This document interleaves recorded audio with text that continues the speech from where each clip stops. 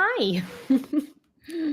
Hi. I was figuring out Discord with Ali, who is this fantastic person that Ozzy introduced me to, who was trying to teach me how to navigate Discord, and now I have.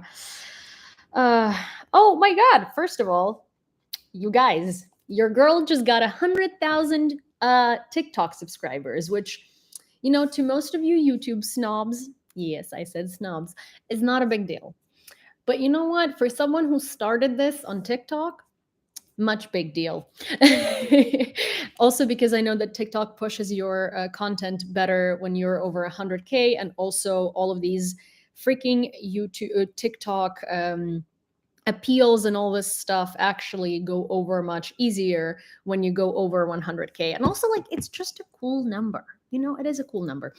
Also, yesterday, again, your girl was banned from TikTok live because at 2 in the morning I was bored and I was yelling at trolls, and I was here's the thing, like, I submitted an appeal, but I knew I was going to lose it. Like, I knew I was going to lose that appeal, and the reason why I knew I was going to lose that appeal is because I did use a lot of very nasty words, and I don't regret it, like, at all. I can't even like message them and be like, Russian bots have been very mean to me, which they ban me just for, like, I don't know, saying Ukraine, and then I appeal it and then I win the appeal and whatnot.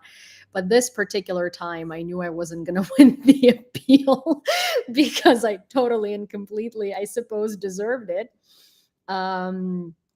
Because I mean, I was mean. But they deserved it. They freaking deserved it. um I don't want to sign up. I want to log into my other account, for crap's sake. um I have another TikTok account, my backup account, and I forgot what the name of it is. Oh, it's Yulia. Yes, thank you. So I want to log in there so I can do TikTok live over there.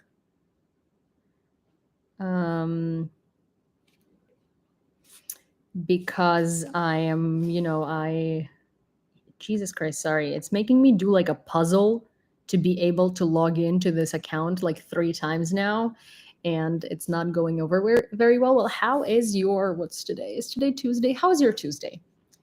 How's your Tuesday going and doing, and all of that? I went to pick up my meds today, and while I was doing that, I found a very very cute present. So like, one of my best friends has a daughter, and her daughter's name is Uliana, and she's like this very sweet kid. She's very funny. So newsflash, I don't actually love kids. Like, I don't want my own kids, and like, very often I'm not a very good like, kids love me for some reason, but unless they're a certain age and they can like actually communicate with you, I don't really know what to do with them. So I'm not very good at kids. I mean, people think I am because I guess kids like me, but I find like communication with most kids to be very difficult because, like, I don't know how to talk to kids. Like, I treat them like adults. I don't know what to do with them, I never should be a mother. Honestly, kids are not my thing. Dogs are my thing. But anyways, Uliana, I really like her. She's a kid. She's very much a child, but she's freaking hilarious, and I like love her to bits and pieces. And she's really sweet, and I absolutely adore her. And so her mom is one of my like childhood very close friends. And Uliana is like a little brat, but like in the best way one can be a little brat, as in, like, her parents really love her. She's not like a bad child by any means. She's a very sweet child, but she like loves all of like sparkly items, and like she loves dressing up, and like her dad is Sorry, Max, if you're watching it, you're her bitch. so, so this kid just like absolutely rules her dad. She's the only child for now, at least, and she loves everything sparkly, girly, princessy, lipsticks, makeup. Like he buys her everything she points her finger to. Like he loves her, and so I saw these today, which are these like little earrings, and they're very, so they look like they would be heavy, but they're actually for kids and they're not heavy. And I saw them and I thought, oh my gosh, she would love them. So this is from Auntie Julia. It's so funny too, because so my friend's name is Julia and my name is Julia and her name is Uliana, but so the short pet name for Julia is Julia. Mostly English speakers don't hear the difference, but trust me, there is. So it's Julia, and Ula. Also, hi guys. Sorry, I haven't even seen what anyone has been writing, because I'm still trying to log in to this stupid TikTok account and it won't let me. And I'm so annoyed because I continue, like, I keep making these stupid puzzles, okay? And every time I finish a puzzle, for like you're not, I'm not a robot type of thing, it just gives me another puzzle and I can't do these stupid puzzles anymore. I'm so tired of them. I just want to be able to log in. How do I freaking do that? I just want to go live on TikTok. Like, TikTok is having Julia solve a Rubik's Cube. Yes, it is, but it's also like in the most annoying manner possible, and I don't know how to deal with it, because when I click add account, I already have an account login. Thank you very much. Use phone, email, or username. Email or username. It's Julia. Let's try and log in, because how difficult could it be, right? Right? If you're gonna make me do another puzzle, and then when I finish the stupid puzzle, you're gonna act like I didn't finish the stupid puzzle, I'm so mad. Oh my God. Like, is it some sort of a TikTok problem? Because I swear, I keep doing these. Oh, I'm so annoyed. How about that? Let's see. Okay, I'm giving it another try.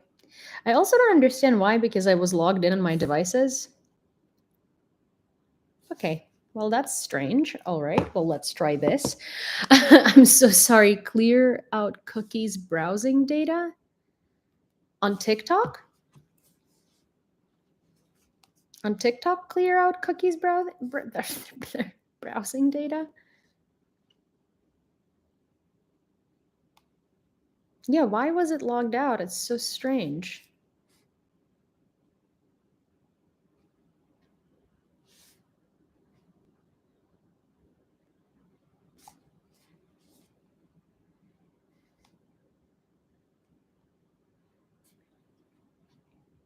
But I don't have, I've tried so many. If you're trying to get on your backup account. Yes, that's what I'm trying to do. Oh, lining to other account. But how do I clear cookies browsing data? Where do I do that? Like in TikTok? Like settings and privacy? Like clear cache or whatever?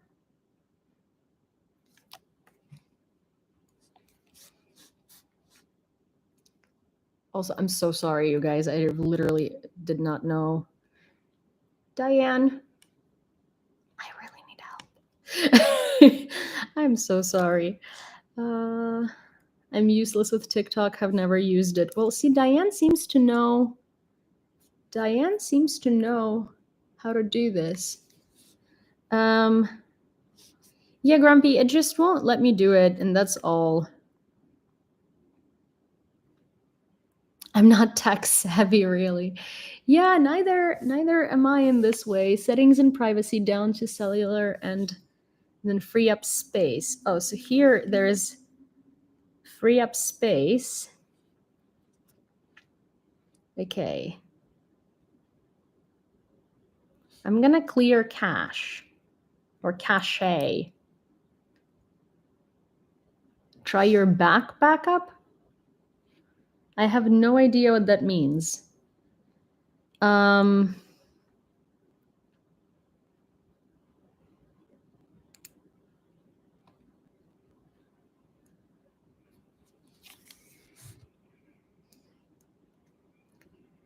Yeah, no, but that third account, Grumpy, that third account is basically not going live at all because because it makes no sense because it doesn't have, like, no one's there. I understand what Grumpy is saying. It's not, that account is like not. No, see, it just does this. Like, I do this stupid puzzle, right? It says, okay, puzzle done, and then it literally gives me another puzzle, and then I end up being stuck doing these stupid puzzles, and then it goes like this again. Hi, Stan, welcome. Sorry, you're new here, and you got here at the time at which I do lives in both TikTok and YouTube, and my TikTok was banned yesterday for being very mean to a troll. I mean, banned, my live access was banned for 7 days, and I'm trying to log into my backup, and it's just not freaking working.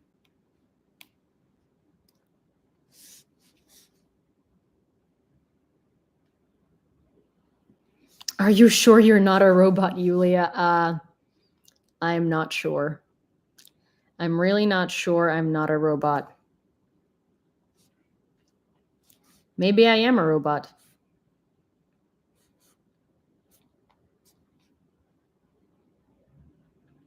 Incorrect password. What on earth is going on here? I'm so confused and so annoyed.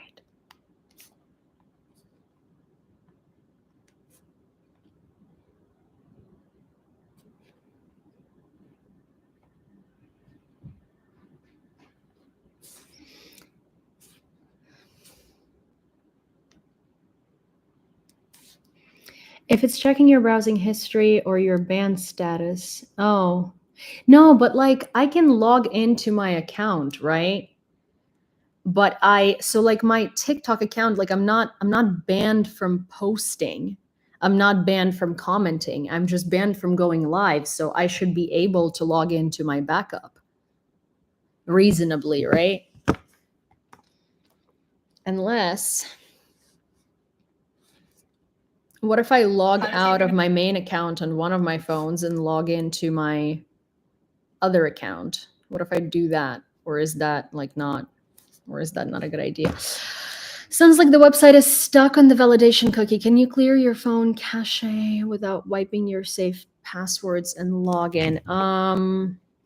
But the thing is, both of my phones do that. Do you have a second computer to do TikTok on your browser? No, I don't. And and also I don't have the ability. I don't have the ability to go live on. I don't have ability to go live on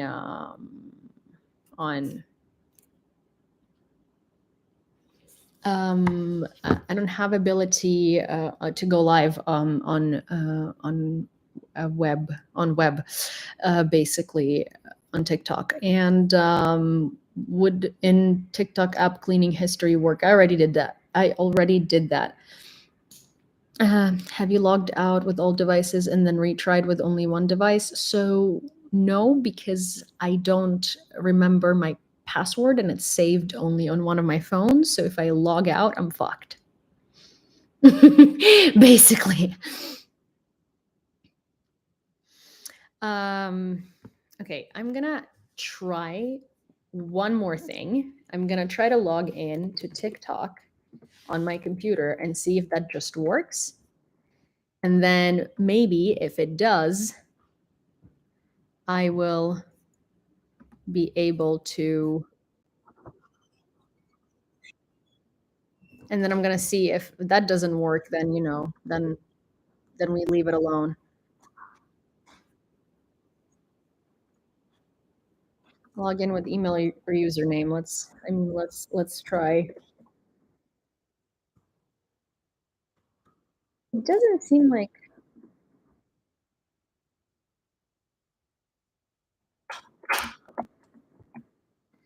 I have so many password options that I could have potentially used for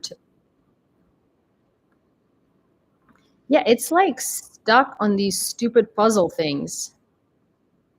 And these puzzle things are not even working out for me anymore. Okay, verification complete. You know what? I give up. I freaking give up. It's the most annoying thing I have ever had to deal with. Then you can pull up on phone by the little airdrop thing. Um, I had that same problem. You had that same problem. How did you fix it, fella? How did you fix it? Some phones save passwords and usernames. Yeah, one of them does. We're trying to work out TikTok tech. Well, I worked out some Discord tech today, so I feel like at least that. Um, at least there is that. 100K TikTok followers for Yulia. Yeah. On a TikTok where I can't go live because I got a live ban yesterday because I was an asshole to a troll, you know, to a Russian troll, which really doesn't count as being an asshole because it was a Russian troll. I just figured out who you are. Don't be like me, lost phone and watch, just set on property, phone silent. Of course, Apple ID password was in notes. Never again, not good if lose phone and not near your other Macs. Did you get to 100K on TikTok? Yes, I just did. And I was it's actually like I'm very happy about that. I know it sounds trivial, but I've at least from what I hear, once you reach 100K, like it's easier for your videos to be put into recommendations and stuff like that, especially if you're active on there and stuff. And yeah, so I'm kind of like excited for it. It's very good news. I'm very curious whether it changes anything and where it brings me, if it does bring me anywhere. But yeah, so I did a little bit of like Christmas shopping for my family today. I got some presents for people. I went and picked up my medication on Upper East Side, which is like so freaking far away from where I live, but I gotta do what you gotta do. Hi, Vasil. Hello. Hi. And thank you. And yeah, I walked Cindy. I taught Cindy some psychiatric service dog commands, which I find so funny. I think like maybe she's a psychiatric service dog by documents now, but I'm definitely her psychotic unserviceable human. So there is that. Yeah. So how is everybody's day? Before we jump into the news, let me just ask you, some questions about you guys. And for those of you who are new here, welcome. Sorry, this is very much not a typical. This is very much not a typical stream because normally I have, first of all, I have my TikTok going and I'm not, trying to log into it for 55 hours while just telling everybody to hold on for 3 hours. Hi, dog. This is my dog, Cindy. She is very needy every time I go on live because I think she might think that when I'm on my computer, she's getting some yummies. Yes, this is Cindy right there. Gord has the Cindy emoji going. Yulia is a secret boomer. Oh my gosh, when it comes to understanding Discord, YouTube, and all of these things, I'm not a secret boomer. I'm a very forward about it boomer. I'm like worse than a boomer. I'm your grandfather. I'm that dude who like who FaceTimes you like this. This is what I am when it comes to understanding Discord and all that stuff. It feels so weird to be on YouTube. Well, cat, deal with it. Had 3 hours of sleep, been online for 11 hours. Oh my god. Look at that, Aussie. Will be giving us the lead paint stare. Yes, I mean, yeah. I think a lead paint stare is very reasonable in this situation. Let me see. Let me open up my notes, and also I need to unread this because this is a message that I need to respond to later. But if I don't unread it, I will forget about it. So yes, this is Cindy. For those of you who have never met her, she's a French bulldog, but we call her a Scottish bulldog because, you know, in the beginning of the invasion, we really liked Scotland much more than France. Arguably, I still like Scotland much more than France because Macron was an asshole, you know, and still sometimes is. So we decided that she's not French at all. She's Scottish. And so this is, to your attention, this is the first Scottish bulldog ever. Cindy, what are you doing? Hey, come back. This is the first ever Scottish bulldog convert, or French bulldog converted into Scottish bulldog on the planet. Actually, for those of you who didn't know, Cindy is from Mykolaiv. And for those of you who don't know, Cindy is getting a sister in Ukraine.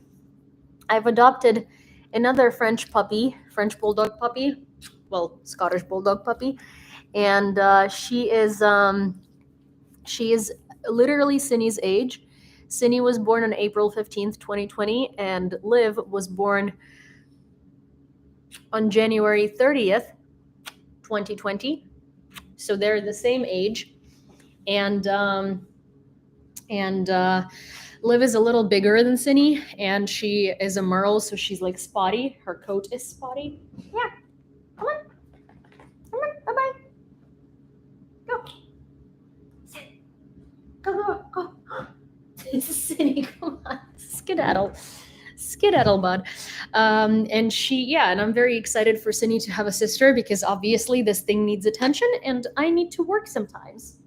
And then we are stuck in this predicament. So I think she's going to be very happy to have a permanent friend, a live-in friend. And the reason why I called the other Frenchie Liv, so her name is like, they gave her a name and her name is like Frankie. First of all, awful. No, thank you. Not that Frank is a bad name, but I just, I like more like unique names like Cindy for dogs. And so Smiluva in Ukrainian is brave. And I think she's very brave because she's rescued from Bucha. And so when we would go outside on walks, she was very scared of like traffic and hustle and bustle of Kyiv. So I started being like, you're so brave. And so she started actually, she would come when I would say Liv, like Smiluva, right? And so I decided that her name would be Liv. And yes, I can show you a picture of her or even a video because she's a very lovely little bulldog, French or Scottish, doesn't matter. And she's hilarious. I am really looking forward to them meeting each other. I think she's very cute and very funny. And this is her. Look at her. Look at this little pig. I love the pig. Froggish bulldog. Cindy.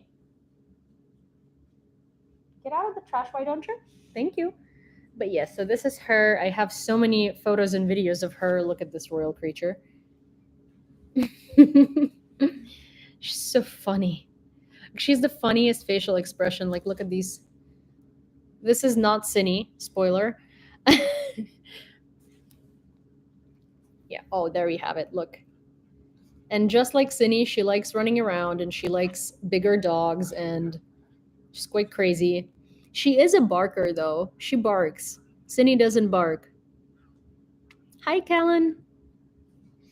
So yeah, I cannot wait for them to meet.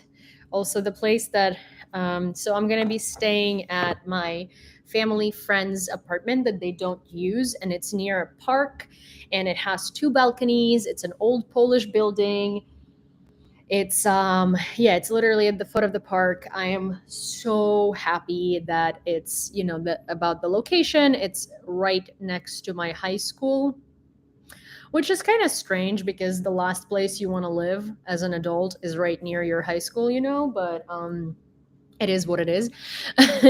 I'm literally going to see, like, it's at the foot of the park, which is like right on the way. My school is like on the hill and this is downhill. And I think it's funny because I'm literally going to see my school teachers walk to school to class when I'm, to work, when I am or from work when I'm walking my dogs. So yeah, so I think that's actually going to be quite funny.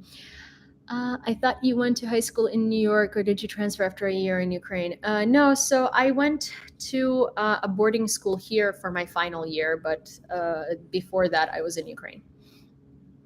So I did my final. So in Ukraine, it's 11 grades. Here, it's 12.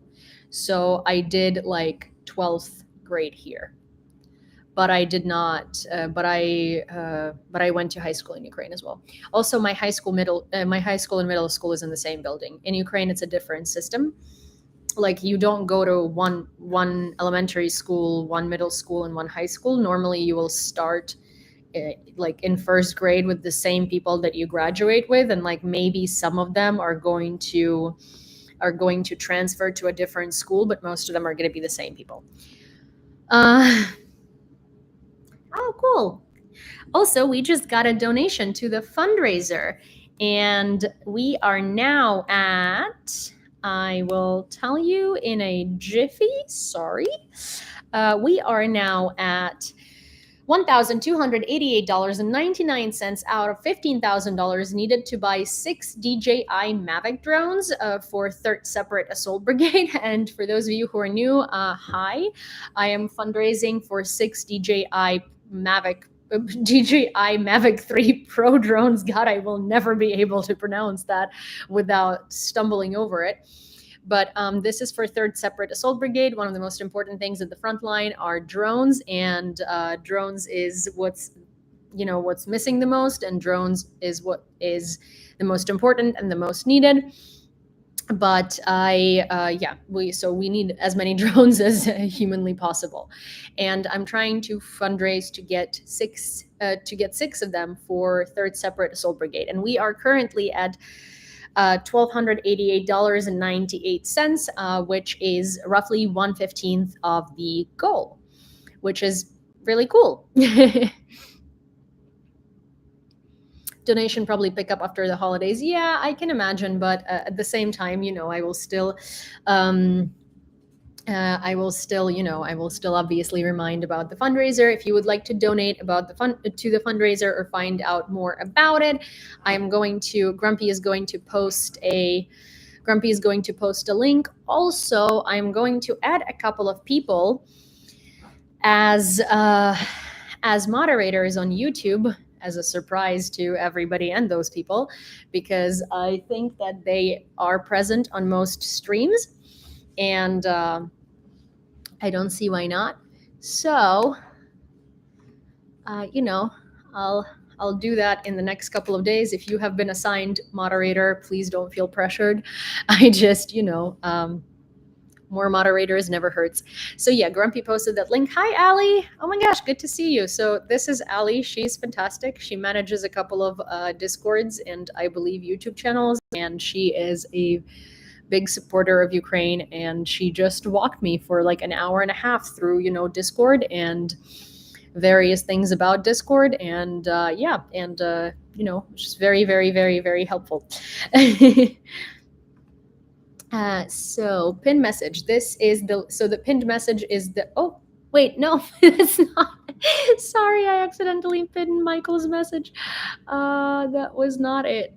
Oh my gosh. Oh, hi, 8Life. Good to see you. And this is 8Life. He is also a very large supporter of Ukraine, and he also sends the coolest TikTok gifts and YouTube stickers. I didn't even know these existed. These are very, very cool. Is your new dog coming home with you when you come back? So actually, one of the things that I'm thinking is I think that the dogs are permanently going to move to Ukraine. I don't mean like forever, but I mean I'm trying to spend as much time in Ukraine in the next like year or two as possible. So I will be traveling back to the US, but I think the dogs are gonna stay in Ukraine.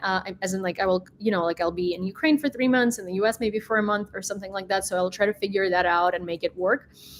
And I don't think the dogs are going to travel with me because they're brachycephalic, and it makes no sense to just constantly put them on the airplane, especially in the situation like Ukraine, where you have to, just drive to Poland and fly out of Poland and like all of this and all of that. It's a lot of like vet things and vet paperwork that needs to be done each time, and it's also not that blew me away. Cool. Said it was going to be a surprise, but I didn't. I don't think it's good to them and for them to basically bring them onto on board all the time.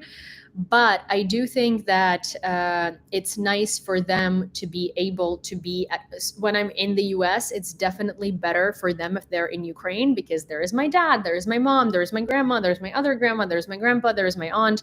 There are a ton of my friends who also all have dogs, because in New York most people can barely afford to eat with like, I don't know, over $100,000 salary. Like I seriously have friends who make like a ridiculous amount of money for any state, and they can barely survive in New York. And like, no one has dogs, no one has cars, no one has anything like that. The vets are incredibly expensive. If something happens, it's like a ridiculous bill. But in Ukraine, the vets are $15, or like, I don't know, like the most expensive vet bill that I have seen to date was $300. And it was like surgeries, like incredibly difficult surgeries, for rescue French bulldogs. Oh my gosh. Oh, that's so cute. Wait, this is actually so cute. I adore that. Thank you, 8Life. That is adorable. So, so yeah, so I think it just like it's a much wiser decision for the dogs. It's also much safer for me. Like, if anything happens, it's not like it's going to be like a $2,000 bill that I can't pay at the moment's notice. Also, like, vets don't refuse care in Ukraine. So for instance, here, like if you bring your dog to an emergency pet hospital, right, and you don't have $10,000 to pay for whatever it is that they need, they're not going to be like, oh, that's okay, we'll treat your dog and then you'll pay in installments. No, you're going to have to pay the $10,000 up front. And even if you have insurance, you still have to pay up front, and then they reimburse you. So in Ukraine, it's not like that. They will still treat your pet, and they will let you pay in installments.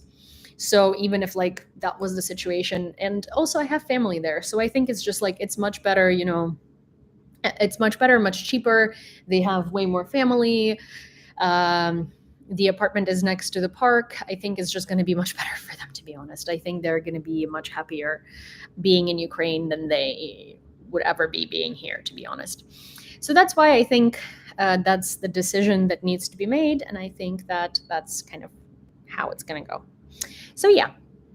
Well, thank you for coming to my French Bulldog TED Talk. I really appreciate that. No, John is not coming over. He is in charge of his career right now, and that's what he is working on. And he's not coming to visit Ukraine. Also, I don't know if like when I'm in Ukraine, I'm like so incredibly busy, and I'm doing so many things on the ground and with volunteer work and with stuff like that, that I feel like, to be honest, I don't know if I would want to be visited. I also, last time that I was back home, I really barely had the chance to spend any time with my family, because I was literally working and visiting and volunteering and setting up like interviews and connecting people. I was working all the time. So I feel like I just want I want more time with family. I want a little bit of a more relaxed kind of time. And yeah, no, John's not coming. Yulia is all business. Well, no, but it's just like it makes so much more sense to it's just like when I'm in Ukraine, there are things to do that are like, I feel like I'm doing much more when I'm there, because I mean, which is kind of like not obvious but reasonable because I'm on the ground, right? So there is that. House of Nine Tarot. Hi. Is Rob coming? Rob was planning on coming in February. So he's not going to get there at the same time as I will, because, first of all, his dog is not ready and he has like a lot of stuff to take care of here. But yes, he's planning on coming in February, like maybe mid February or something like that. So, yes. Yes, but. And then also, while I'm in Ukraine, I am going to work on my physical fitness because I want to take the combat medic course. And as I said, like, I had issues with my knees, so I wasn't really like running or doing anything super physically straining for a long time. And I feel like I'm very out of shape, and I don't feel like I know I am. As in, like, I'm not physically fit really. Like, I can't run as much as I could. I can't run as fast as I could. Listen, I need to go to the gym and I need to start running again. So I kind of want to dedicate January and like early February to do that. And then in February, I'm planning on going to Kharkiv and taking a combat medic course. And then from there, we'll see. Tell him to catch up on sleep before arriving in Ukraine. No sleeping through appointments. I do not think Rob is ever gonna not sleep through appointments. I think even if he's like on a reasonable schedule, he's still going to sleep through appointments. So for those of you who don't know, Rob is my business partner, and we together have a media company called The People's Media. We created it to talk about Ukraine, and we have basically, this is part of the People's Media, and the people are me and Rob, and Grumpy is our research contributor, and so is Fella, who is what are you, Poverty Barn on YouTube. And we also have a podcast called Ukraine War Brief, and it's a very, very, very good podcast. So Robert writes a lot of the analysis for it, and he also scripts the podcast while I record it, do the editing and the audio editing, and also I do contribute a lot to the podcast, obviously, because I contribute a lot of political and cultural background and interviews and stuff like that. But basically, we both work on this podcast. And if you haven't heard it yet or checked it out, I really suggest you do. It's available on Spotify, on TikTok, on Spotify, on Apple, on Google, on like Pandora, on SoundCloud, literally everywhere where one can listen to podcasts, it's available. So there is that. Hi, Scott. Good to see you. Okay, so the artillery unit of the 128th Separate Mountain Assault Brigade maneuvers long-range artillery in the Zaporizhia direction, establishing combat positions amid fields. Despite the devastation caused by enemy shells and the challenging weather conditions, where rain and snow transform the terrain into a thick, muddy mass, the artillerymen persevere. Undeterred by adverse weather and shelling, they diligently execute combat missions day and night, targeting and destroying Russian positions, ammunition depots, and equipment hangars. So this is what that looks like. It's a series of photographs taken at the front, basically showing you artillery hub. I find that so funny. Showing you the conditions of everyday work of Ukrainian artillery. And the conditions in which they work these days are just devastating. It's here, I'll show you actually this video. This next video is perfect to show you the conditions in which Ukrainian military operates today. So we have this concept, which a lot of you might be familiar with, and it's called bezdorizhia. So bezdorizhia means literally roadlessness. And the reason why it's called that way is because usually it's in the fall and in the spring when it heavy rains. As you're likely aware, Ukraine has 30% of world's richest black soil, but that also means we have a lot of soil. In general, we have a lot of open fields, we have a lot of mud. And so when it rains a lot, all of that soil turns into what? Into mud. And so in areas, in okay, so John, you were trying to say Rasputitsa, not Rasputina, but Rasputitsa is a Russian word.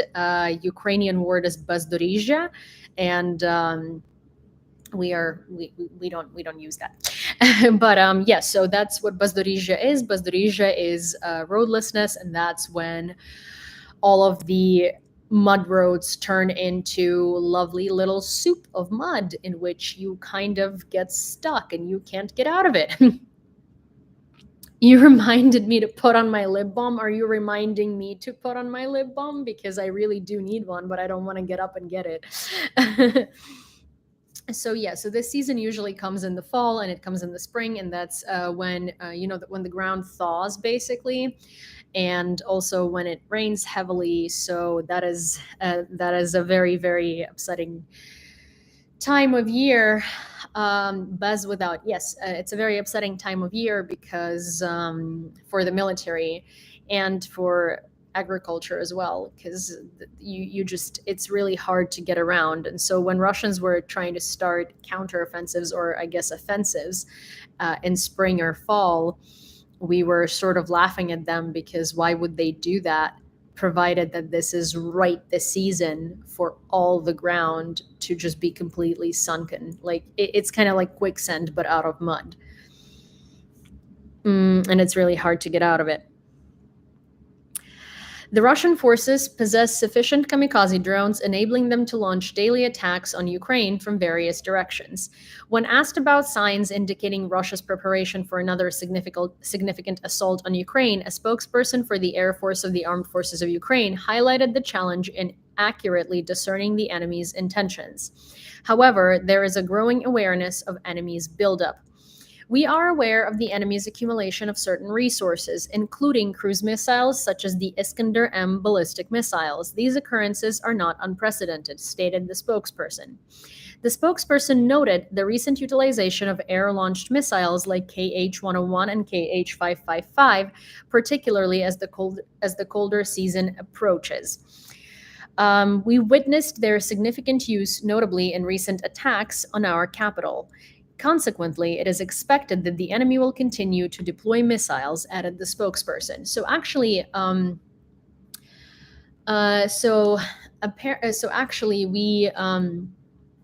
was talking to a friend of mine who is on the ground, who was just on the ground near the front lines.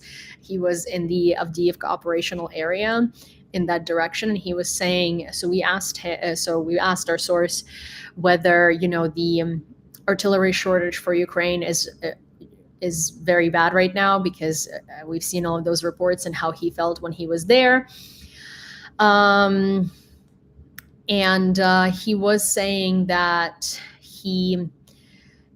yes, artillery shortage is pretty bad, but it's not catastrophic. However, Russians are experiencing an artillery shortage as well.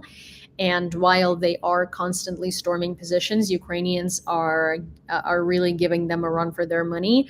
And they were viewing like drone footage from combat, and there, if you just look on the ground near the front lines, there are so many Russian bodies, like, because they don't pick up their bodies, but they're losing so many men. It's incredible. And yeah, so the artillery shortage is definitely a problem, but it is not nearly as bad as as we have been kind of not led to believe. But it's like the way that they described it is not good, not terrible, or not great, not terrible, and also that Russia is having similar problems. You're on my TV so I can watch while doing laundry. Oh no, I'm like petrified of being like high resolution on someone's TV. That is too much responsibility. I'm quite, I don't know how to chat on TV. I have, it's not ideal, but I would still take that over dessert or Trump combat. Did you hear about the bullshit decision the mayor of London made in regard to supplying Ukraine with salvage trucks and SUVs? Sorry, didn't want to forget. No, I didn't see. I suppose we'll get there at some point, but could you? But I don't know what you're talking about. Wall-mounted big what? See, there is like this stupid freaking heart thing right here on my screen, and it's blocking. It's always block. Like, this is such terrible UX. I'm so sorry. I don't know if you guys have the same interface, but as a UX designer, I'm so pissed about this. So right in that corner in the chat, there is that heart. If you're on your computer and you can like heart the chat, right? And if the message is long, then the heart is over the message. And if you want to pin the message, the 3 dots are over the heart is over the 3 dots, so I have to wait until someone else writes something. And I also can't see like, you know, one of the words in every one of your messages that are longer. So it's such bad UX. Like, YouTube, you can do better. You have so many people, very well paid, both UX and UI designers. Like, what are they doing? Anyway, I'm a UX designer by profession, so, you know, don't think of me as a brat who's just complaining, but good night, brat. Sorry, good night, all me. Better than City. That's so funny. Oh my gosh, you are on my 4K 72-inch TV. Feel free to panic now. Oh my God. How large are my pores at the moment? Like, Jesus.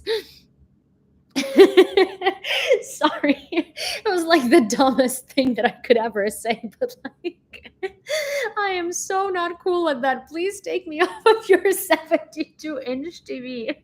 That's too big. I don't like that. You don't want to know. He can see everything. I assume he can. Also, like, I'm using my webcam. I'm assuming this is very terrible quality for a 72-inch TV. Also, like, 72-inch TV? Jesus.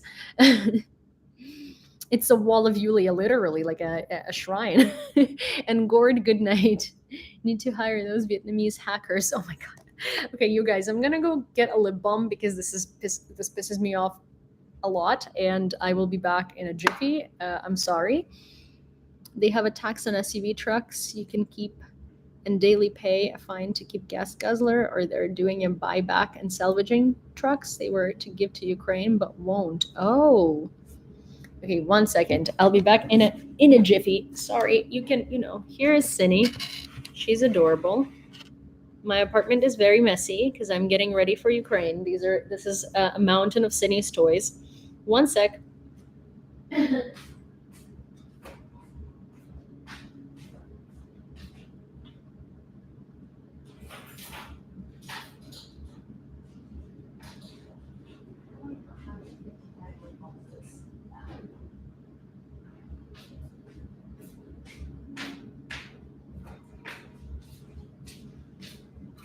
Yes. Why did you get up like you're getting something out of it? You're not. I did not get up to bring you anything that it would look like, I swear.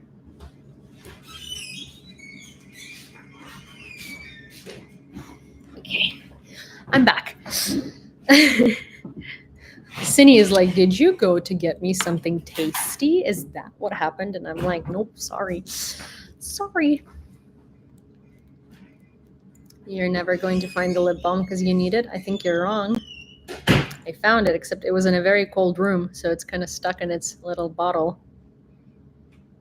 I have like 55 million lip balms, and they're never there when I need them.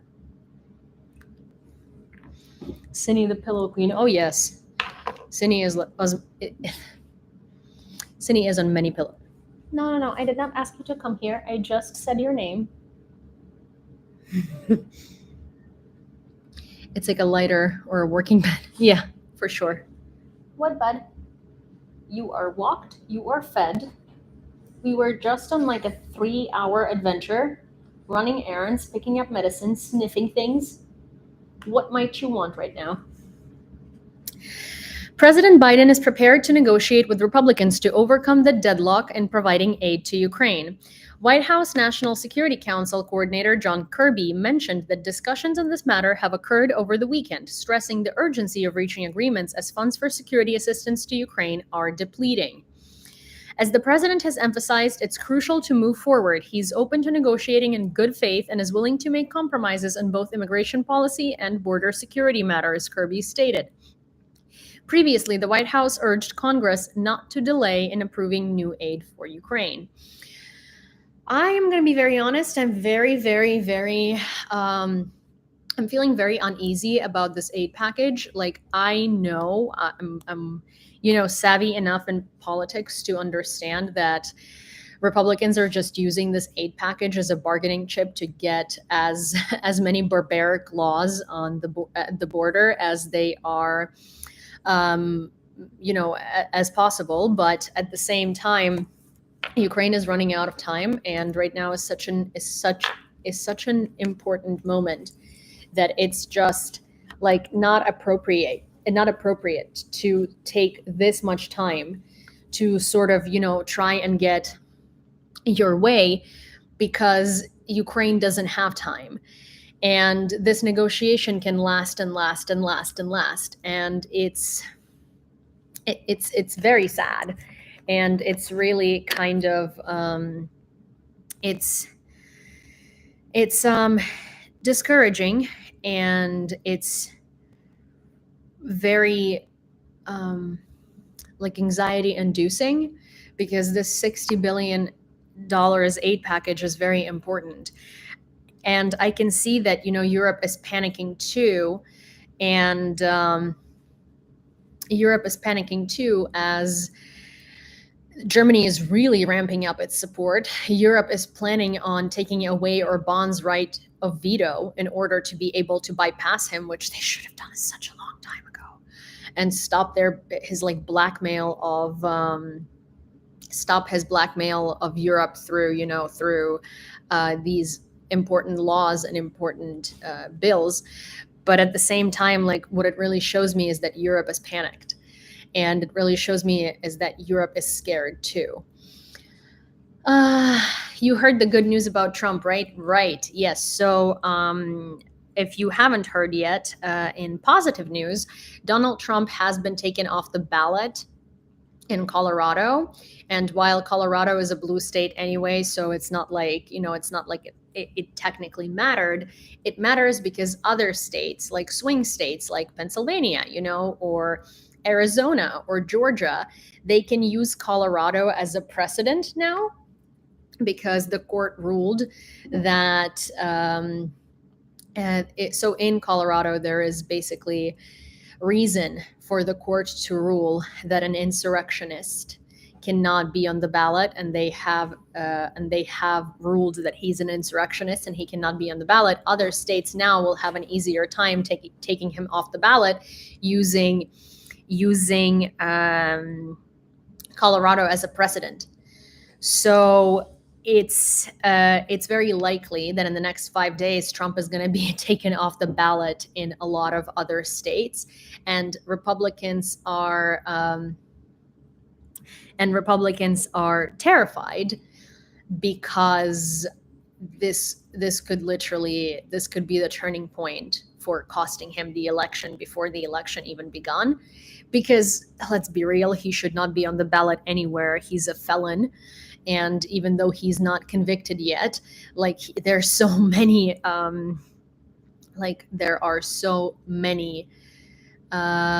cases against him.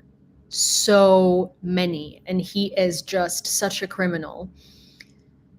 Will Florida, etc., take Biden off of the ballot in retaliation? So Biden is not an insurrectionist. You can't just take someone off the ballot. You have to have grounds and reason to do so. And also they have 4 or 5 days left to do that. And it's not so easy to take someone off the ballot. And that's why this entire thing was done, so other states can use that precedent. So they can't just like go ahead and take Biden off the ballot just because they don't want him there. Oh man, the idea of Vivek versus Biden, no, but here's the thing, like they have to choose their nominee. And they can't just change their nominee halfway. So no. Also, I think someone was asking what the fundraiser is at, and the fundraiser is at $1,288.99. So there is that. And if you would like to donate to the fundraiser, I obviously I read out all of the donations that come during the live. And this is a fundraiser for 6 DJI Mavic 3 Pro drones. I finally was able to say that. Wow. And it's for 3rd Separate Motorized Brigade. Sorry, 3rd Separate Assault Brigade. Why am I swear I know what I'm fundraising for. I'm just, there's motorized brigades, separate brigades. It's for 3rd ASB. How about that? And it's in the link over here, right there. And if you would like to donate to that cause, please do that, because that will be super, super, super helpful. And we are very far away from the goal. And it's Christmas holidays and the spirit of giving and blah, blah, blah. And it'd be really cool if this fundraiser closed this winter so we could deliver them Mavics as a late Christmas present. So yeah, new sanctions against Russia will help reduce the economic basis of the war, says Zelensky. For the first time, there is a ban on Russian diamonds, new measures against sanction circumvention, and against the supply of dual-use goods and technologies to Russia. There are new restrictions on imports from Russia. All of this will really help to reduce the economic basis of the war, and we will continue to work with our partners to ensure that the sanctions imposed by Europe work globally.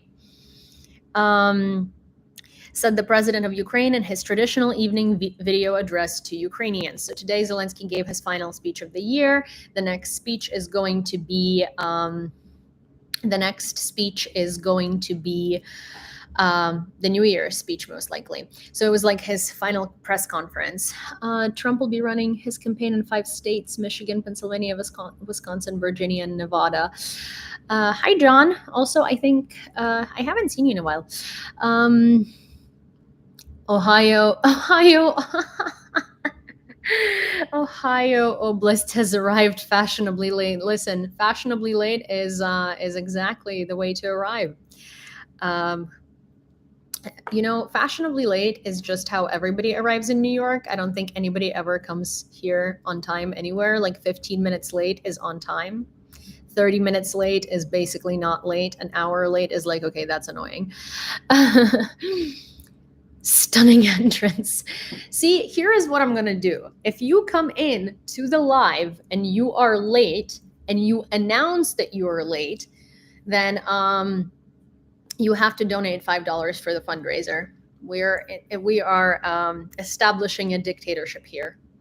Because it's kind of like if you didn't announce that you were late, it'd be different. But since you decided to say yourself that you're late and you decided to announce it, then starting now. The rule has been in effect for the past minute and a half, or however long it took me to say this sentence. So $5 or more. I mean, I won't say no to more, to the fundraiser. And I will obviously announce it. So if you would like to, pay your dues for your lateness. I mean, you also actually don't have to, but I figured it'd be a funny thing to say. We're not a dictatorship here. We're a democracy. Starting with you, congrats, you won the prize. Listen,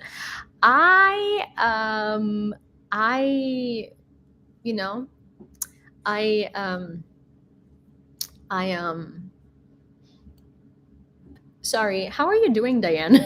How is your running? How are your sneakers? those late fees will get you every time. Well, I mean, hey, you decided to acknowledge your lateness yourself. So, well, so it's retrofitted rules. No. I did say that starting now, these rules will apply. And I said that when I started speaking, so they don't apply for 59 minutes and 14 seconds ago. They don't. Or 20 seconds ago. They don't.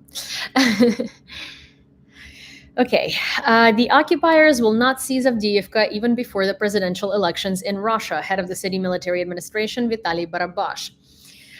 Russian. Oh, yay! Wait, sorry, I got interrupted with a very pleasant,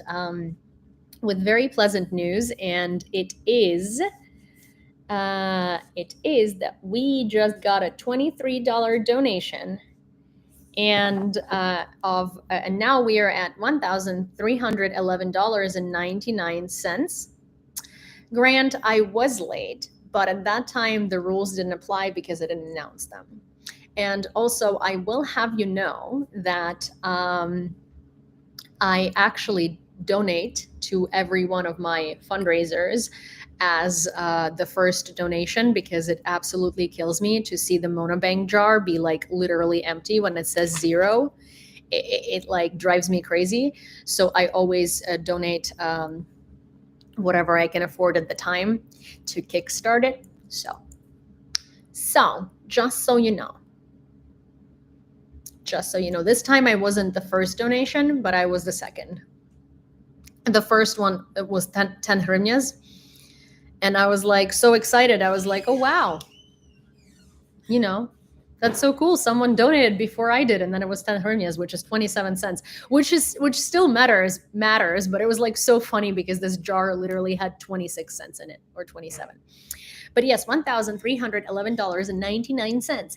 And I want to ask the person who donated, and they know who they are, because I know their favorite number is 13. And then it was batches of 37s, and now it's batches of 23s. And I'm curious what the pattern is. Better late than not at all. And you will be helping the AFU. You will better for coming late. Yeah, Okay, Russian propagandists have already begun to prepare the Russian population for the fact that the deadline for seizing Avdiivka is changing. At first, they said they would seize the city before Putin's address, then before the new year, and now they're even talking about occupying it before the presidential election. However, they will not be able to seize Avdiivka before the new year, let alone the presidential elections. Certainly, the price for this will be very high.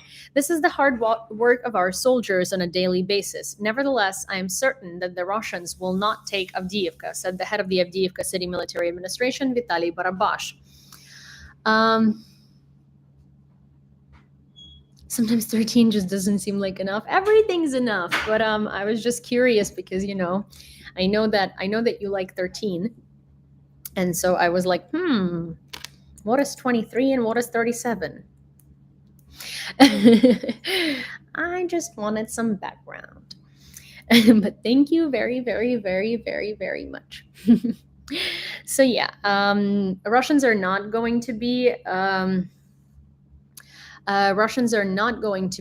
able to seize Avdiivka, and there's actually a lot of indicators to that. First of all, as I said, the people that I'm talking to that are, I hate saying my source on the ground, but I guess I'd rather say that for the broader public who watches these streams than specify who these sources are to me.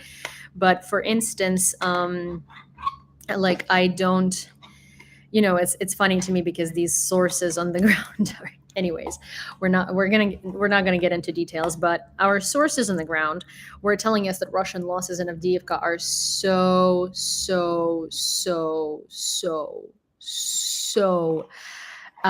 high. It's ridiculous. When you look at drone footage, when you are looking at the enemy lines, it's just apparently piled on with bodies. Actually, let me see if I can read you what was said. I will read. I think I can. I'm just not going to name any names, but I think I'm going to read you the information that we were told today.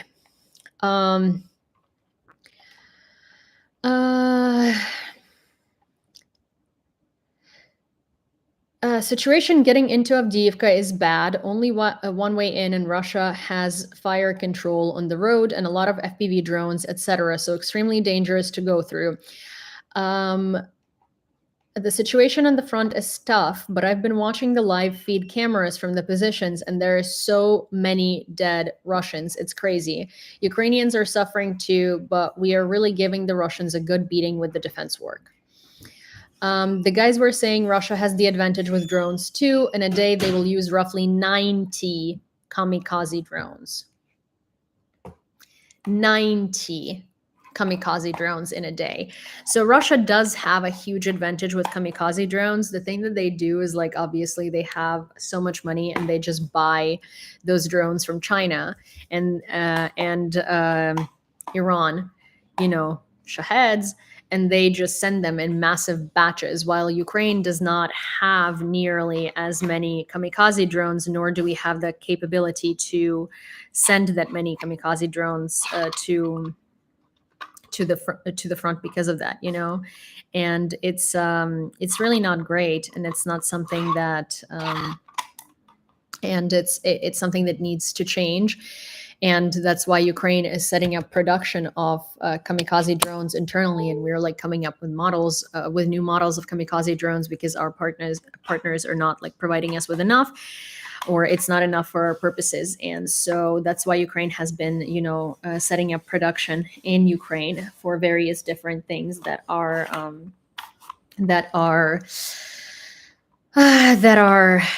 you know, that we can't get from abroad, and we can't get from our allies, or we can't get in the numbers we need. Because a lot of the times that, you know, these announcements are made and they're like, oh, Ukraine is getting an X amount of this, we're actually going to end up getting 30% of it, or we're going to end up getting less than 30% of it, or it's going to get significantly delayed. Like with the shells, you know, the 1 million shells, 380,000 of which we have received so far, not 1 million. And a lot of the times that our allies and partners are making these announcements of like, oh, we're going to send an X amount of things to Ukraine. They then, in March, they basically go to check how many they actually have, and they find out they don't have nearly as many as they thought they did, that the ones they have are not in the right condition, and they need to be like repaired, and they can't be repaired immediately, and it's actually going to take much longer than everybody thought to repair them and to deliver them to Ukraine. So it's kind of like these announcements do not ever represent the reality accurately, and Ukraine is always getting less than it's portrayed.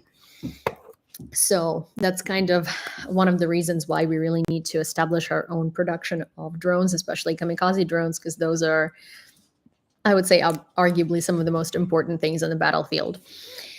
And with that said, Russia still does have an advantage in all of the drones, especially like FPV drones and reconnaissance drones, because those can be bought for cheap on AliExpress. And so they can send a lot of those. They get taken down very fast, but at the same time, hey, they do their job quite a bit. We buy quality drones that last longer, and that have more functionality. And those are the drones that we're currently fundraising for right here. And every dollar, $2, $3, $5, $10, $20, literally any dollars helps. So if you still haven't donated, please consider doing so, and literally any amount helps. And just consider making a donation towards the drones so Ukraine can have more drones than Russia does. Pentagon Comptroller Michael McCord warned in a letter to the head of the president to the heads of the pertinent U.S. Congress committees that the department has funds to continue financing military aid to Ukraine only until December 30th. The letter states that the Pentagon is allocating the last $1.07 billion to buy new weapons and equipment to replace those transferred to Ukraine, and will be able to provide Kyiv with another aid package. After that, the money will be exhausted. So this is actually interesting because the president has the right to allocate, I believe, $4 billion to whatever he wants um, without having Congress approve it, and he hasn't yet done that. So that's kind of, kind of strange provided the situation, but it also does indicate that I think he believes that the aid package will pass. I just wish that in the meanwhile, they were using other resources in order to try and help Ukraine. And I know that their politics basically behind this is to push Congress to give aid because if, they need to create a certain vacuum and a certain kind of idea and impression in order to force Congress to act faster and understand the danger more. But at the same time, it's just, it's just sort of like playing with Ukrainian lives and playing with fire. And yeah, a lot of Ukrainians are really scared. A lot of Ukrainians in Ukraine are incredibly scared. There was that poll done recently that was published I forgot where it was published, but I was very mad at it because it didn't provide context. And it was like, 54% of respondents said that Ukraine has to continue fighting even if we stop receiving Western aid. And then 30% said that we should have a ceasefire. And people took that as, if we don't have Western aid, Ukrainians are saying we should give up. No, that's not what was said. Surrender is not even on the table. No Ukrainians want a surrender. Ceasefire is what they mean by the ceasefire is that if we stop receiving Western aid at all, clearly we can't hold Russia for a long time. So we should try and get a ceasefire. And while the ceasefire lasts, we should train our military and invest all of the available to us resources into our internal production so we can recuperate and then defend ourselves and be able to do it on our own. So yeah. Lend-Lease might be a compromise backup if Senate can't agree on supplemental aid. Yeah, but at the same time, would Russia honor a ceasefire? Not really. But, that's sort of like when you're in a position of fear and you're being asked questions with answers, like these people. Here's the thing, it did not say what exactly the participants were asked. And in a lot of times, these polls are done giving you options, right? And people who are scared and people who are just like trying to come up with the answer on the go usually pick an option without really thinking about it, right? And yes, a ceasefire does benefit Russia more. But people are scared. People are very scared, and the point here is that the ceasefire is not to surrender. The ceasefire is not to give Russia territories. When they say ceasefire, they mean because they think that we could use that time to prepare our military. But this is only if we don't get any Western help.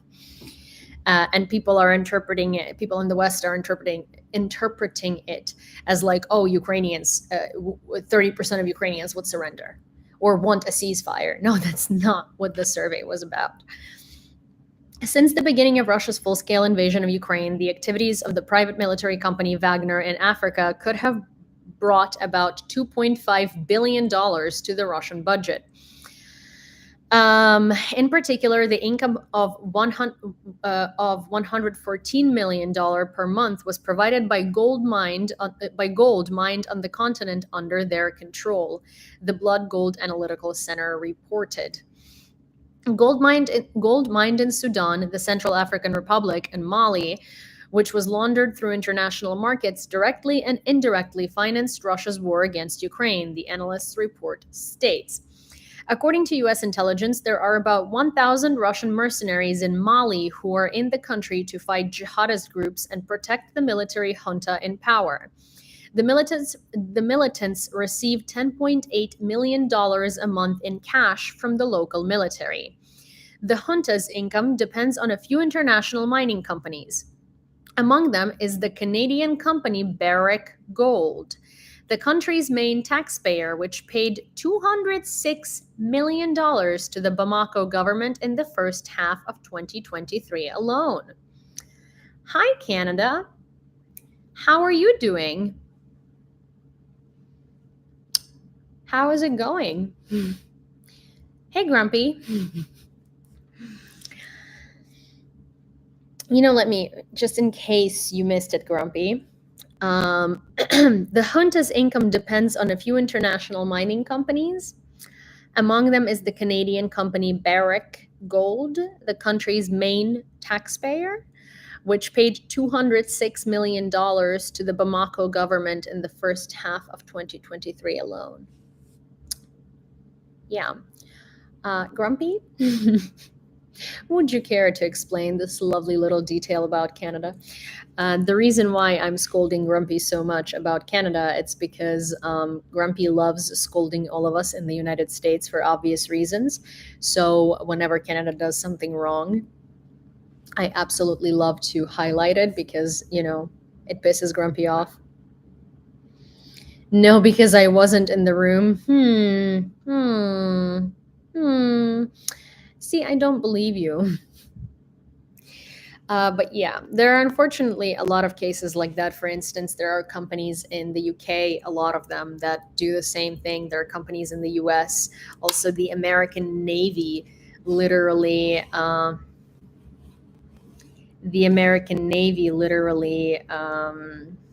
Has recently received Russian oil, which was very shocking, and it was sanctions evasion. Sir Grumps a lot. No, but because I wasn't in the room, but I sense a business deal. Canada just isn't as good at hiding shit as other countries are. Well, yeah, but why are you always trying to find excuses for Canada? It's clearly something Canada did wrong. And it's okay to admit. Russia is attempting to seize 37 more civilian airplanes. They may be declared stolen and taken into custody in the coming days, according to Russian media. And the reason is litigation in the High Court of Ireland. Accordingly, the fleet of aircraft available for flights abroad will be reduced. This may happen after December 20th. Meeting the liquidators' demands will make it impossible for the airliners to operate normally. They will be delayed at airports around the world and may be declared stolen in a foreign circuit. Since the imposition of sanctions, Russia has already lost 76 planes, not including those 37. So this is actually very funny because the companies that were operating out of Russia are taking back their airplanes, and Russia is basically trying to seize them. But the thing is, because they don't want their flights to be delayed, and they're not giving those airplanes back. But the thing is, they're not going to be able to use them for the purposes for which they want to use those airliners anyway, because they want to use them to fly internationally. And if they don't bring them back, if you are going to basically, if they're not going to bring those airplanes back, then they're going to be declared stolen internationally, and they're going to be arrested at whatever airport they land in. So yeah, good luck with that to Russia. Britain is to use its naval expertise to help Ukraine control the Black Sea, according to the Daily Telegraph. This agreement, according to the publication, is part of a 10-year security pact to be signed in the coming weeks. Moreover, the Daily Telegraph claims that the EU summit in Brussels discussed the allocation of $20 billion for further weapons supply over the next 4 years. Former Russian intelligence colonel and ex-member of the private military company Wagner, Igor Salikov, wants to testify about Russia's war crimes in Ukraine at the International Criminal Court. He sent a letter to the ICC with statements about who gave orders to the occupiers, the falsification of the referendum in Donetsk, the abduction of Ukrainian children to Belarus, the Russian false flag operations in the Donetsk region with the killing of civilians. Igor Salikov explained his appeal to the ICC by losing faith in the Russian case. It is not yet clear whether the court will consider his letter. So here is the thing. I mean, like, that'll definitely make the case at the ICC much stronger and much easier to prove if this guy comes out and testifies. But every time that a Russian does something like this, people are like, oh my God, he's so brave. Look at him.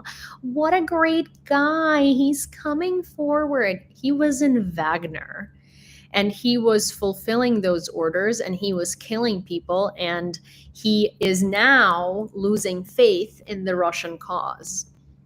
And he just understands that Russia is not going to win and he's going to be fucked. So he's trying to find a way out of this situation, basically through a plea deal. So while this is very useful, he's not brave and he's not good and he's not a nice person. He is a Wagner mercenary who is just as bad as all of them, except he decided to tell the truth for his own personal gain. But make no mistake, it is not because he's a good guy and he wants to do good and he wants to do right, by no means. Ukraine is increasing the production of kamikaze drones to compensate for the shortage of ammunition, Deputy Defense Minister Ivan Havraluk told the BBC. The shortage will continue to arise as Western equipment requires 155mm caliber. Ukraine plans to jointly produce such shells on Ukrainian territory with Western companies. Havraluk expects that next year the Ukrainian industry will produce enough to cover the difference between what the forces on the front line need and the number of shells that partners can provide. For now, Ukraine is increasing the production of artillery rounds for almost the entire range of its Soviet period weapons. The United States will allocate $150 million over 5 years to further Ukraine's digital transformation. The funds are allocated to build on the effort already made to create digital infrastructure and digitize the development of small and medium-sized businesses and the business environment in Ukraine, stated the U.S. Ambassador to Ukraine, Bridget Brink, at the DIA summit. I mean, yes, you know what DIA is. DIA is this application in Ukraine that basically lets you like use your driver's license in that app without having to have a paper copy. It lets you pay your taxes. It's going to let you sell and re-register cars soon. It's you can buy military obligations. You can pay your bills. You can open a bank account. Like, it's a very cool thing. It's very like far-fetched and super digital and forward. But yeah. DIA is the app I want for Germany. Yeah, I mean, there is a lot of like stuff that I think could be added to DIA that would make it even cooler than what it is. But it is a very cool place. You can also register a marriage through DIA now because of the front line. Duda convenes the Security Council of Poland regarding Ukraine, says mass media. The issues of the front in Ukraine, international security, and the possibility of supporting the armed forces are on the agenda. Oh, interesting. Duda is wanting to step up his support again. I love that Tusk is the prime minister because he's incredibly pro-Ukrainian, and not only is he very good for Poland, he's also very good for Ukraine. And I feel like it makes Duda is like scared, and he wants to get off on a good foot with him because obviously his lap boy has been forced out, which is Mateusz Morawiecki. At 9 a.m. on December 19, a Boeing 777-300 departed from Boryspil International Airport. The flight marked another step in the ongoing testing for the resumption of regular flights during martial law. This marks the fourth successful aircraft overflight from Boryspil Airport since the commencement of the conflict, despite airspace closure, the statement reported. We wish you all knew how we missed this view. So this is what happened. This is a plane that flew out of Boryspil, and it's one of the planes that was stuck in Ukraine during the full-scale invasion, and it basically flew back into its country to its airline carrier. Because it was basically stuck in Ukraine because the airspace is closed and no one could, bring it back. But the plane left, and it successfully left the territory of Ukraine. And while it's super dangerous, and obviously until we have advanced air defense systems all over Ukraine, flights are a no-go like this, but it's good to see that the 4 tests worked out. No one really has been talking about the fact that there were 4 other flights before this just like that. They do not have any passengers on board or anything like that, but they did successfully, take off and land in their destination. So that's very, very good news, and it's promising, to say the least. NATO is the most powerful option for Ukraine, and signals about partial participation are delusional, Zelensky said during a press conference. He added that he had never received an offer of a full or partial invitation to the alliance. Thank you, Michael. As a pilot, till I cross the border. The president gives a press conference. The issue of negotiations with the Russian Federation is irrelevant. We will not abandon the borders of 1991.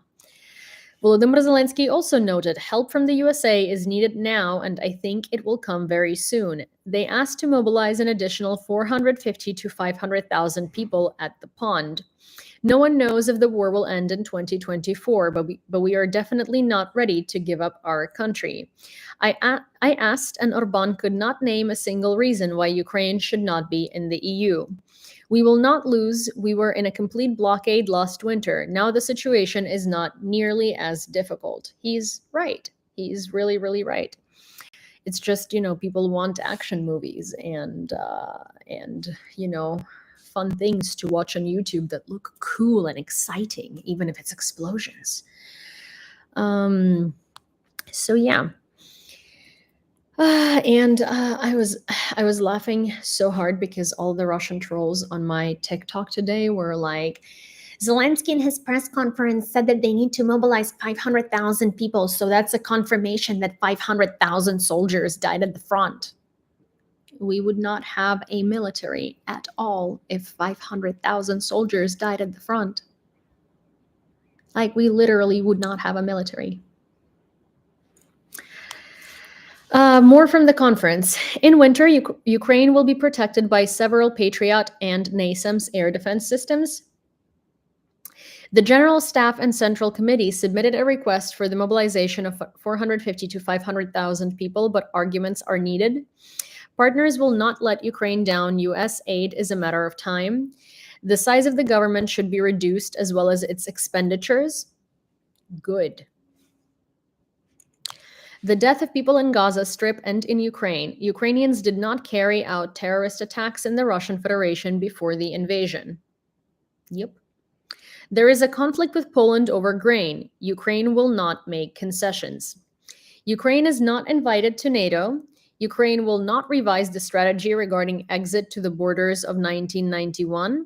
Mobilization of people younger than 27 years old is expedient, but not for women.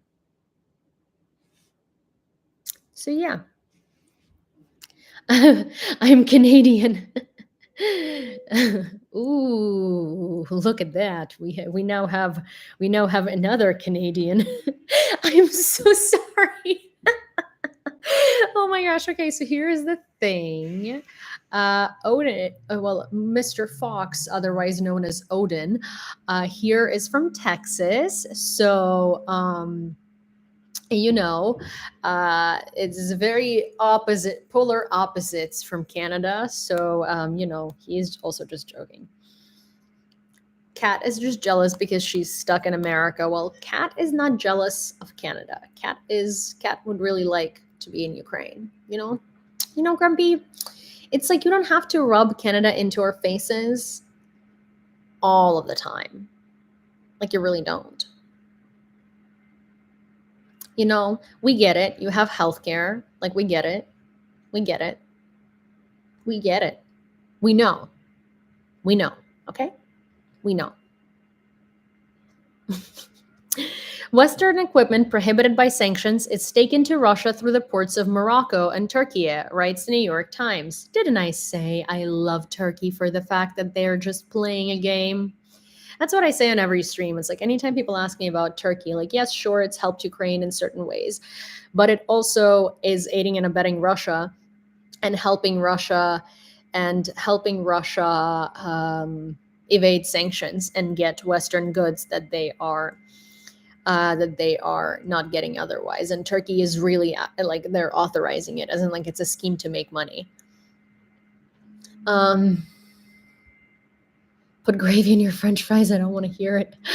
Oh my gosh. Is it okay to mention Australia? Well, see,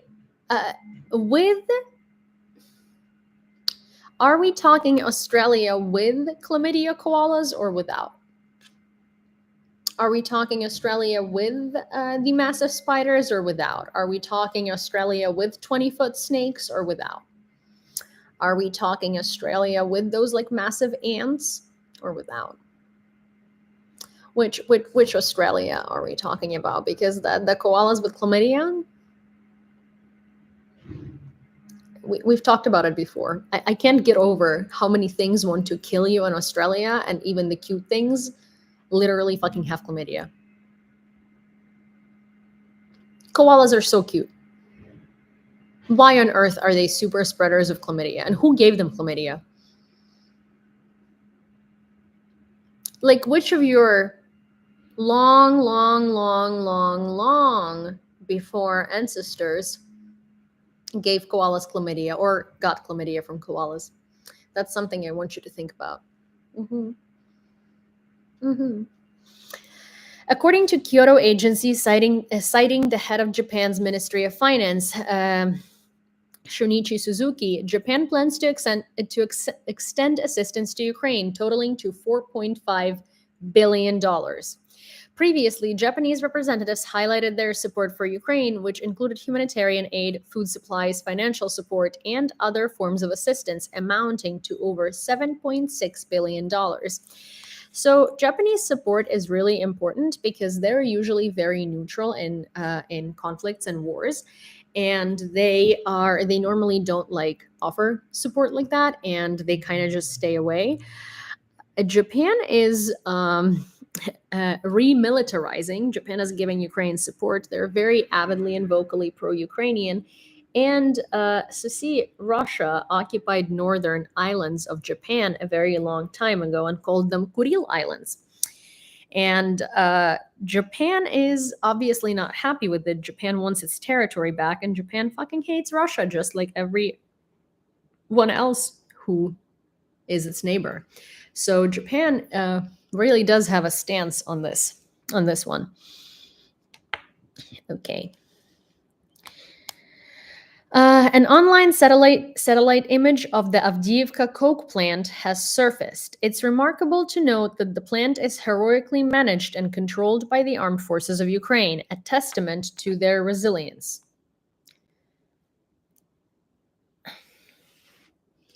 Okay, Jason, I know that the chlamydia the koalas have isn't contagious with humans, but like, please let me shit on Australia in peace. And let me shit on Australian koalas with chlamydia in peace? Like, why do you have to ruin it?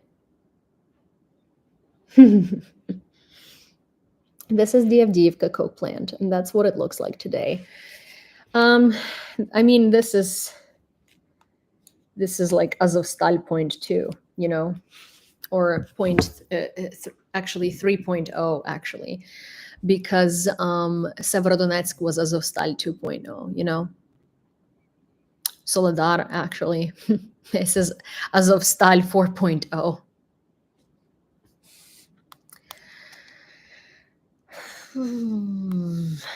Toretsk, Donetsk region, the Russians are saving the residents of Donbass, turning their houses into ruins. Some new footage from there.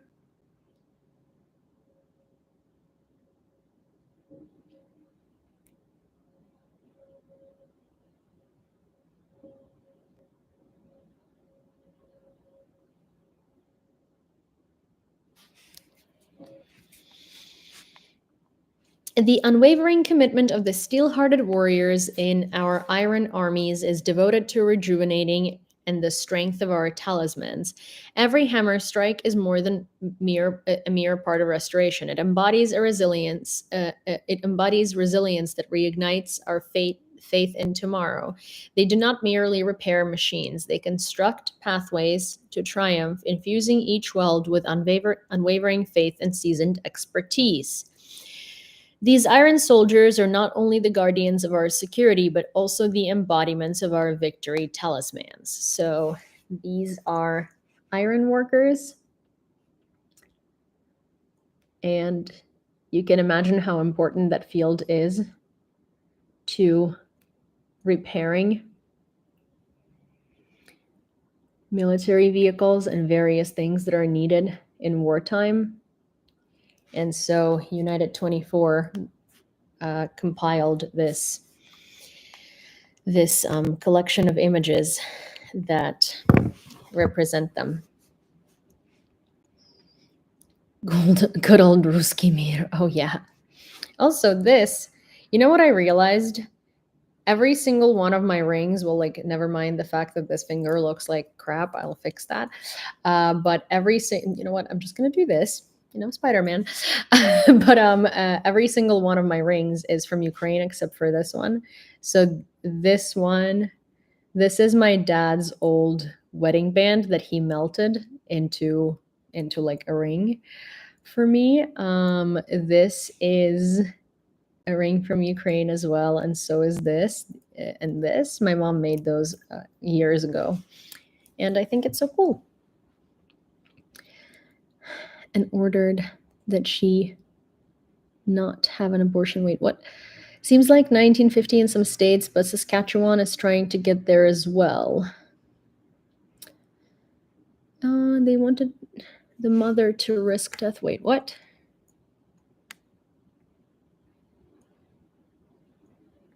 Yeah, that's why a woman had to leave the state, because your politicians would rather she die than abort non-viable fetus.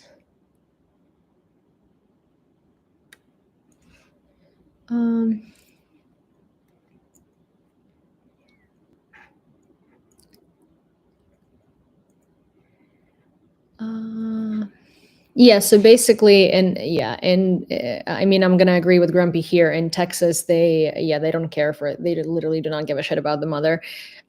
Technically, there are exceptions when a woman is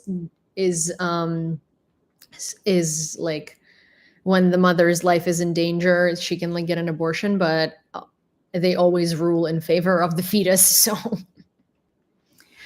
anyways, Texas is fucking horrendous in its laws. Like, Odin. Texas has been really, really bad. I think Texas is like second after Florida on my like list of states where I would not feel safe at all as a woman, like by any means. Unfortunately. So there is that. Alrighty. Well, it's 11:26 and I do gotta go eat some dinner and go to bed. And thank you for being here, and thank you for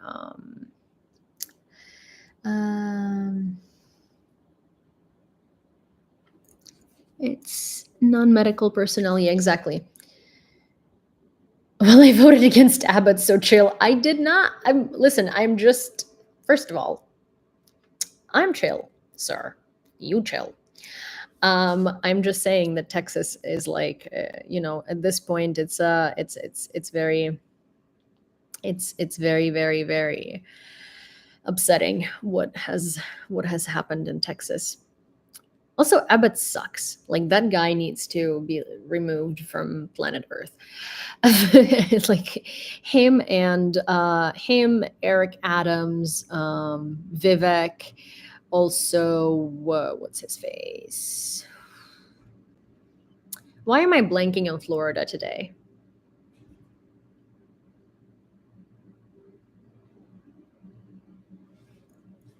DeSantis, yes, thank you. I forever want to forget his name, but unfortunately, don't be late or she will. Well, you can be late. It's just that if you announce your lateness, you know what to do. Alrighty. I'll see you guys soon, and I'll see you tomorrow. Leave a comment, give Yulia some feedback. Yes. Oh, the laws. Oh my gosh. I will try to find a video that I saw the other day of a student approaching one of the school board counselors, I think in Sarasota, and telling her exactly what he thinks about the Don't Say Gay laws. And like, oh my God, his speech was phenomenal. Okay, nice to see you guys. Good night. I'll see you tomorrow.